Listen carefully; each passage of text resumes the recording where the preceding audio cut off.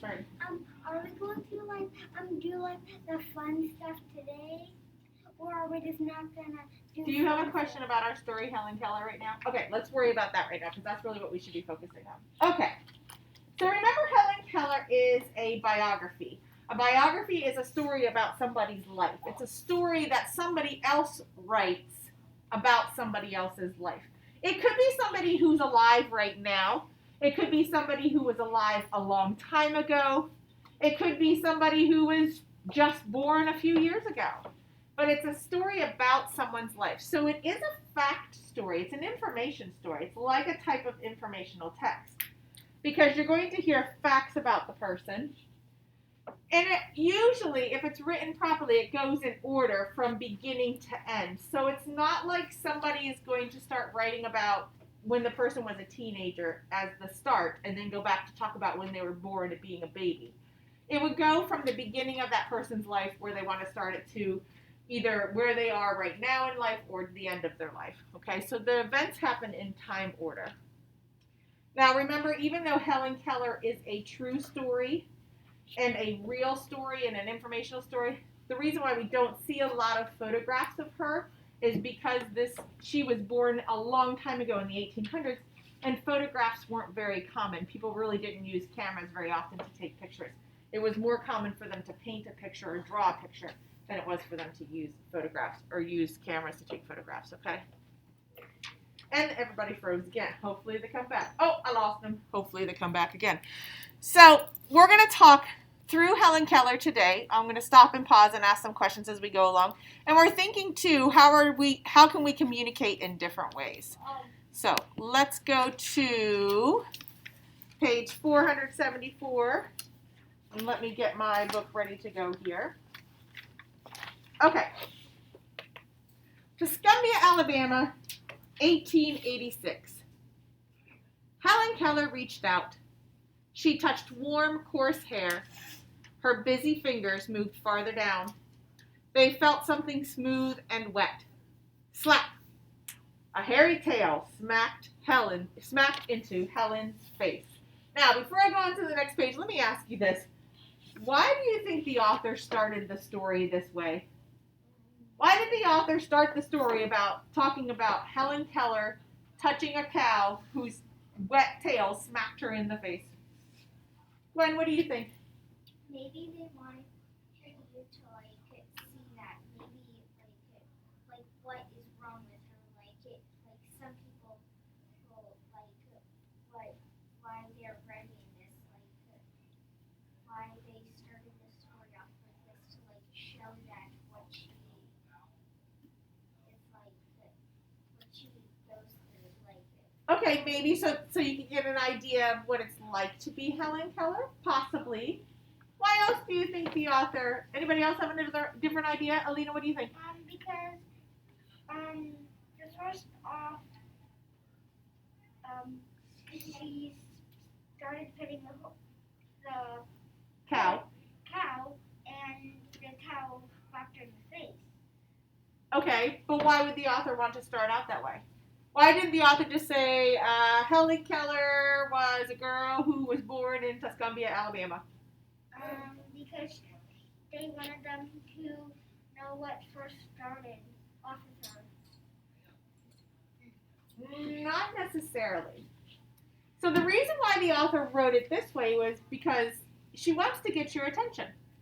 Does that get your attention? Does that make you interested a little bit? Yeah. By listening to somebody, she touched the warm, coarse fur, her busy fingers moved farther down, they felt something smooth and wet. Slap! A hairy tail smacked into Helen's face. She wants to grab your attention, and so she's writing that to kind of get you to say, oh, hey, this might be interesting. And like Gwen was saying, she wants to describe what it would be like to be that kind of person at first. Because if you look at the picture, you can see how she has her eyes closed, and she's just using her hands to figure out what's going on, okay? All right, on the next page it says, Helen could not see her family's milking cow, but she liked touching it. Helen Keller had been blind and deaf for most of her life. The only way she knew the world was by touch. By touch, taste, and smell. Helen was born in 1880 in Tuscumbia, Alabama. When she was just a baby, she became very sick. The illness took away her sight and hearing.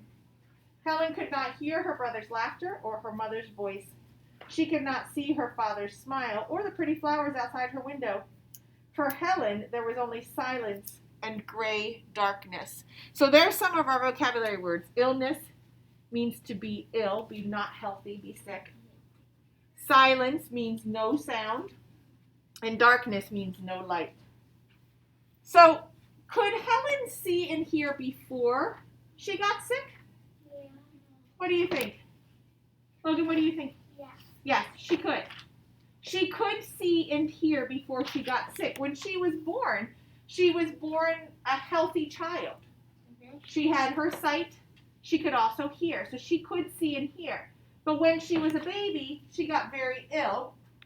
And that's when she lost her sight and hearing. And if I remember correctly, I could be wrong, but I think she got something called scarlet fever.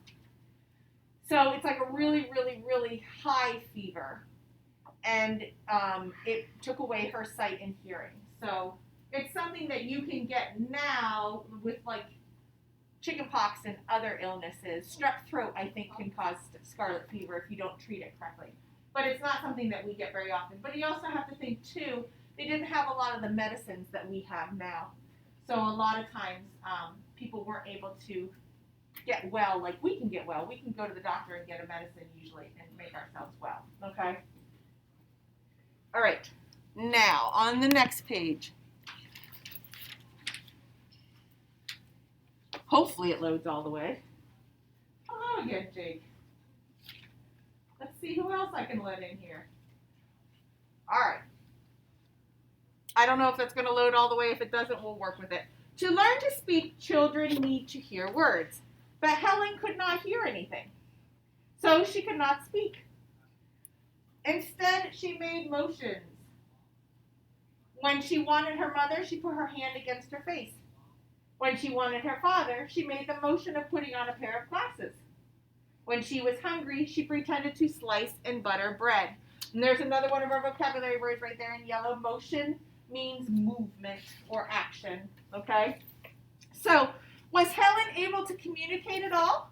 Yeah. Was she able to I don't want to use the word say anything at all, but could she communicate at all? Mm-hmm. Yeah, she could. What would she do to communicate if she wanted certain things? Angelina, what would she do?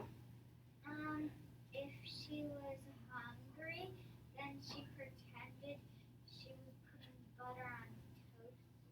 Yeah, she would. So if she was hungry, she would pretend that she was cutting a piece of bread and buttering it. Okay. What else would she do, Zayden? If she wanted her mom, she would put her drink on her face. Right. She'd touch her hand to her face if she wanted mom. And Logan, what was the other thing? If she wanted her father, she would do this. Right. She'd pretend to be putting on a pair of glasses. So she'd go like this, like she was putting on glasses or taking off glasses. So she did motions. She did actions with her hands to show that she wanted something. So she could communicate that way. Helen knew she was different from the rest of her family. They moved their lips when they wanted things. Sometimes Helen stood between two people as they talked. She held her hands to their lips. Then she tried moving her own lips, but still no one understood her. And then we have at the top of page 477 a real photograph of Helen Keller. So let me ask this question. Was her family able to communicate with her? Could they tell her what they wanted or ask her to do something or that kind of thing? No, not really. They couldn't because she couldn't hear them or see them. She could put her hand on their lips. They could talk to her, but all she felt was lips moving. She had no idea what words were being said, and she couldn't hear the sounds that they were making when they were saying those words. So her family really wasn't able to communicate back to her. Yes, Angelina. How did she know that in the first place that they were moving their lips? Well, she can feel them. She would put her hand on their mouths, and she could feel their lips moving. Because remember, she could only not hear and not see, but she could still touch, she could still smell, she could still taste. So she had those three senses that she could still use to be able to communicate or to learn what's going on in her environment, okay? But she knew she couldn't talk the same way that they talked because even though she tried, moving her lips, the sounds didn't come out because she didn't know that they were making sounds to go with it. All right, on page 478, it says, that made Helen angry. Sometimes she screamed and kicked for hours, screamed and cried and kicked for hours. She threw things and hit people, but it didn't change anything. She was still alone in silence and darkness. Helen was hard to control. Her parents didn't know how to help her. They took her to doctors. None of the doctors could help Helen see or hear again. When Helen was 6, a doctor suggested the Kellers visit Alexander Graham Bell. Oh, hello, Jamie. Good to see you again. There we go. Yay! When Helen was 6, a doctor suggested the Kellers visit Alexander Graham Bell. Dr. Bell was famous for inventing the telephone. He also taught deaf people. Okay, so let me ask this question. Why did she scream and cry and kick for hours and hours and hours? Zayden, why did she scream and cry and kick for hours? Because nobody would understand.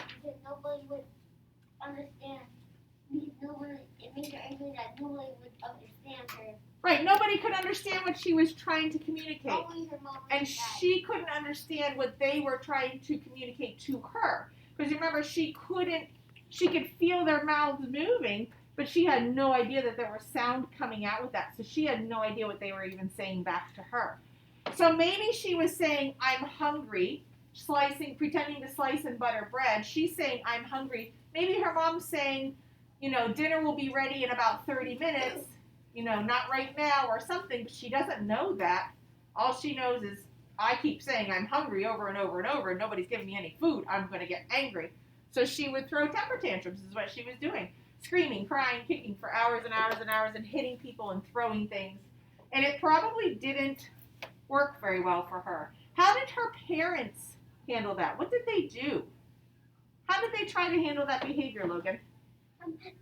They took her to this dude. Well, they took her to different doctors, right. And then they ended up taking her to Alexander Graham Bell because a doctor said, hey, take her to Dr. Bell. He knows how to work with people who are deaf, who cannot hear. Okay? So a doctor suggested that they take her to him. And so they did. So on the next page, Dr. Bell told the Kellers to write to Michael Anagus, who's on page 480 here. Mr. Anagus was the head of the Perkins Institution for the Blind. He believed Helen could learn how to let out the thoughts locked inside her. Mr. Anagus promised to send Helen a teacher. So Dr. Bell says, okay, maybe I can't help fix her because she can't hear, but I can send her to somebody else who works with people who are blind. So this gentleman, Mr. Anagus, decided that he would send Helen a teacher to her house. And that was common then. Not everybody got to go to school in the 1800s. And so it was common for people who had a lot of money to have somebody send a teacher to them at their houses to learn, okay? Levi, I've talked to you about putting your legs inside your shirt. Knock it off. Mom does not want your shirt stretched out like that. All right, now, on page 481, we have the heading Helen and her teacher, March 1887. Helen's teacher came to live with the Kellers that spring. Her name was Annie Sullivan, and there we have a picture of her down at the bottom of that page. Annie had studied at the Perkins School. She was nearly blind herself. Annie needed to control Helen's wild behavior so she could teach her. But Helen did not understand that Annie wanted to help her. For 2 weeks, Helen fought with Annie. She hit Annie and knocked out one of her front teeth. She even locked Annie in an upstairs room. Mr. Keller had to get a ladder and let Annie out through a window. There's our vocabulary word, behavior. Behavior means how somebody chooses to act. Okay, how they act. So, what are some examples of Helen's wild behavior? Who can give me an example of Helen's wild behavior? Rosemary, what's one example of Helen's wild behavior?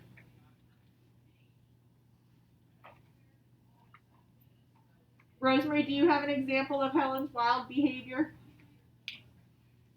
I was gonna say, but then I didn't know how to put it. Okay. Landon, what's an example? She kicked people. She kicked people. Okay. Even more extreme, Kaden. Knocking out people's tooth from teeth. Yeah, she knocked out Annie Sullivan's teeth. So she hit her hard enough to knock out teeth. I mean, that's hitting somebody pretty hard to actually knock their teeth out. And what else did she do, Logan?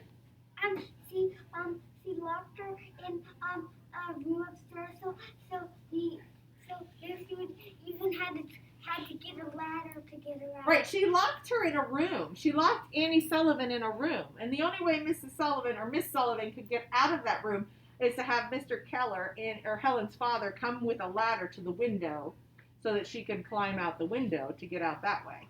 Now, locks are different now than what they were then. They had those little keyhole locks. And so you had to have the key to be able to turn the lock. You couldn't just turn it with like a screwdriver or something and open up the lock. So they had to have the key. So Helen probably took and hid the key somewhere so that he couldn't get it to unlock the door. Angelina? She was hitting people. Right, she was hitting people. And Gwen? She threw things. Yeah, she threw things. So she had lots and lots of wild behavior, right? And why did she act this way? Why was she acting this way, Timothy? Because she didn't get any attention. No, she got attention, but why did she act this way? Because nobody understood her. Because nobody understood her, and why else?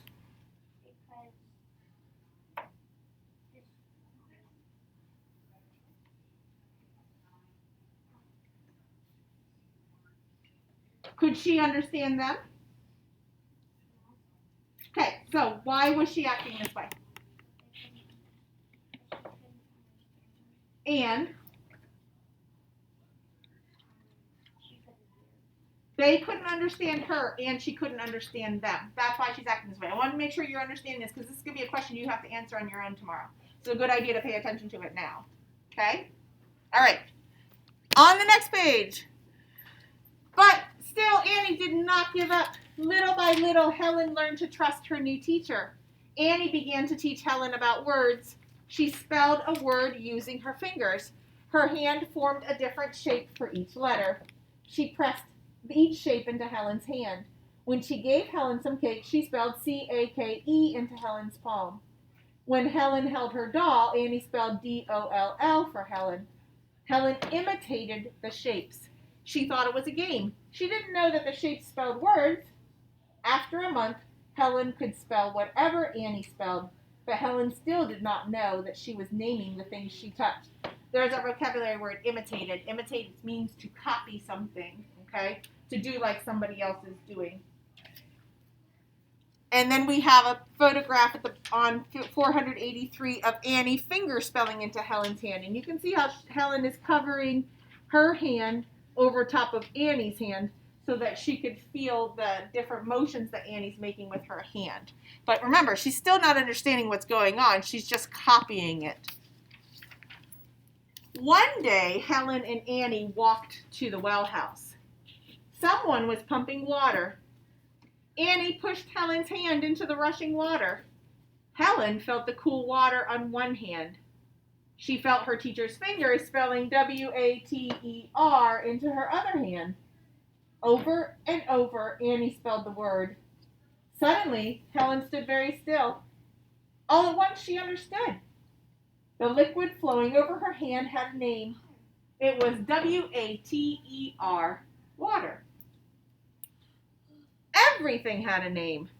Helen wanted to learn them all. She ran from one thing to another. Annie spelled the name of everything Helen touched. Then Helen turned and pointed to Annie. T-E-A-C-H-E-R spelled Annie. From then on, Helen's name for Annie was teacher. That summer, Helen learned a lot of new words. She stopped using her old motions. Her fingers gave her all the words she needed. How was this important in Helen's life? Why is it a big deal that the author wants to share with you what was happening at a water pump? I mean, it's a place where people pump water. Why is that a big deal, Jose, that she's sharing that? Why is she writing about it?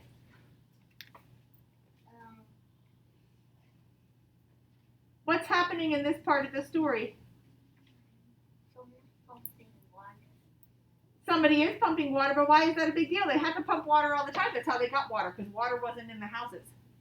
So why is it a big deal that the author wants to tell you about this experience where somebody was pumping water?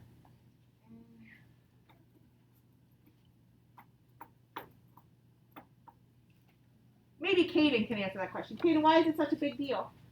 Because she was feeling the water from the water pump, and she figured out the name. She finally understood that what Annie was doing in her hand with spelling the letters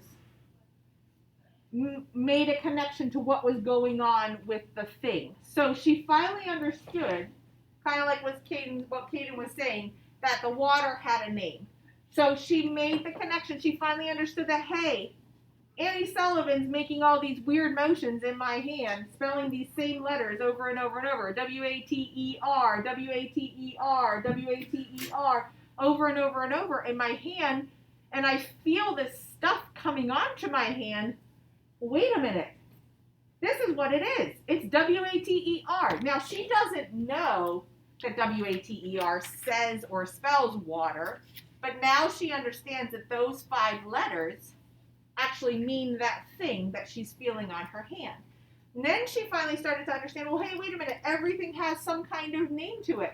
Everything has some kind of letters, including teacher, okay? So she never really knew Annie's name. She just called her T-E-A-C-H-E-R over and over and over, teacher, okay?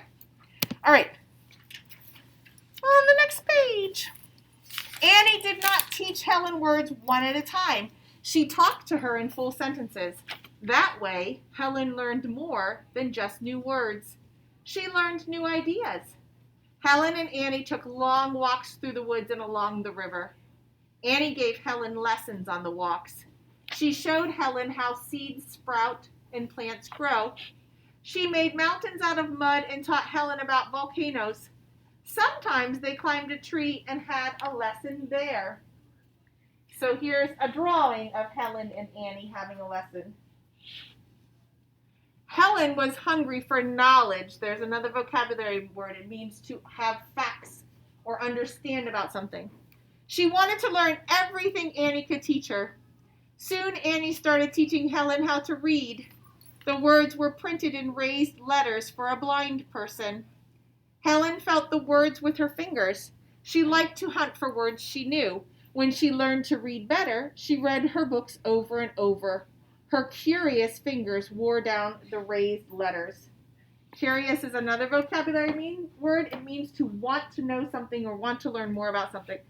Now, at the top of the page, we have a photograph of a book that is written in Braille. If you could look at the picture, you can see how it looks like there's raised bumps on the page. That is actually what Braille is. Each series of bumps actually stands for a letter, just like we have A, B, C, D, E, F, G, all the way through Z. There's different combinations of bumps for each letter that you would put together to make words, just like we do when we write words with letters, okay? Now, did Helen like to read? What do you think, Landon? Did Helen like to read? Yes. Yes. Why are you saying yes? Because it says in the book she read her books over and over again. It does say that she read them over and over again.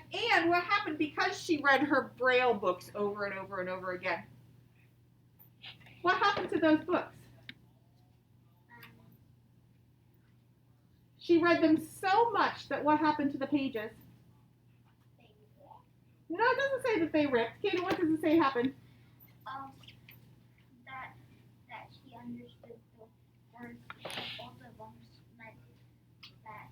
Well, it doesn't say that she understood the words, but what happened to those raised dots on the pages, Logan? She wore them down. She wore them down. So you rub something again over and over and over, it eventually gets worn down. So she read those pages with her fingers so many times because she has to rub her fingers on the pages to be able to read Braille that she actually wore the bumps down, probably almost all the way flat. So she maybe wasn't able to read them. So she read them over and over a lot. Helen also learned to write. She wrote letters to her family and Dr. Bell. She wrote many letters to Mr. Anagus in Boston. Mr. Anagus was amazed by how much Helen had learned. He published some of Helen's letters.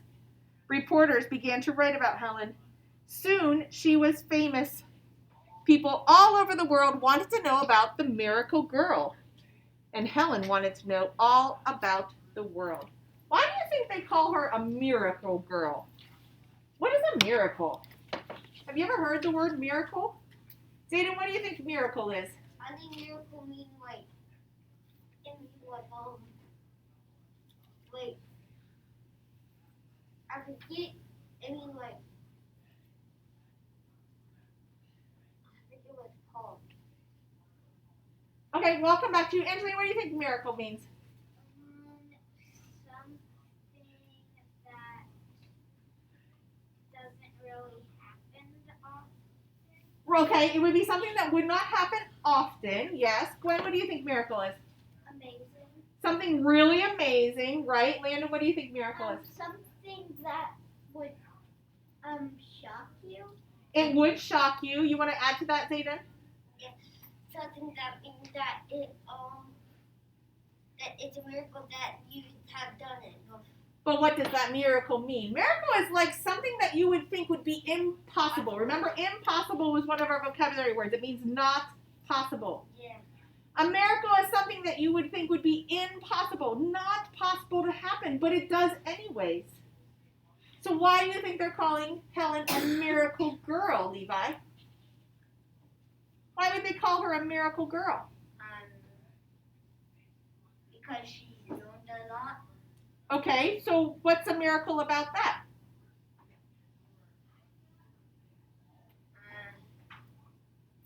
I was listening, but I don't know what miracle means.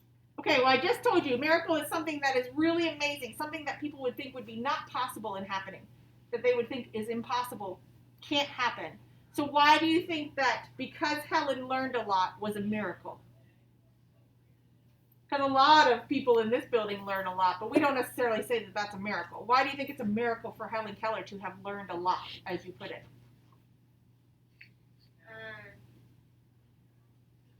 Not really. Okay, so it would be a good idea to pay attention now so that you can be sure, okay? Why do you think, Valerie, that she's called a miracle girl? Because she could do amazing things. If she's blind and she cannot hear. Because she was blind and because she was deaf. She could not see, Levi, and she could not hear. You ready? Okay, because when you're flipping through the book, you're not paying attention. She could not see and she could not hear, but yet she learned how to read and write. And actually, at some point in her life as she got older, it doesn't say it in our story, she actually did like speaking presentations. So she would go on stage and she would talk with sign language, and then somebody else would say out loud what she was saying. So she actually went and stood on a stage even and talked to people. That's why people thought she was a miracle girl, because she could not see, she could not hear anything, yet she learned a lot of information and went around and actually talked to people about it in her own way. Okay? All right. Go ahead and put that in your desks.